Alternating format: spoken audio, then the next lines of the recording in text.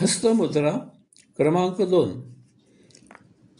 चित्रामध्ये पाहून तेथे दाखविल्याप्रमाणे अंगठ्याचा अग्रभाग आणि अनामिकेचा म्हणजे रिंग फिंगर अग्रभाग एकमेकावर घट्ट दाबा.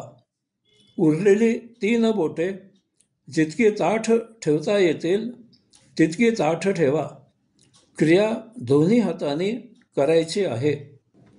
अशा प्रकारे हस्तमुद्रा केलेल्या स्थितीत पुढे करून दाखविल्याप्रमाणे आपल्या शरीरातील 7 चक्रांवर प्रत्येक चक्रावर एक याप्रमाणे महामंत्राचा जप करा. ओम तत्सत्त्वमसि. ओम तत्सत्त्वमसि.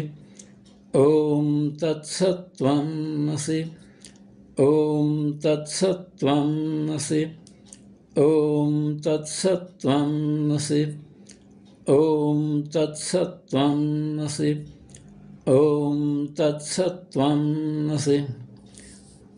अशा प्रकारे जप करून झाल्यावर लगेचच पुढील मुद्रा करायला घ्या.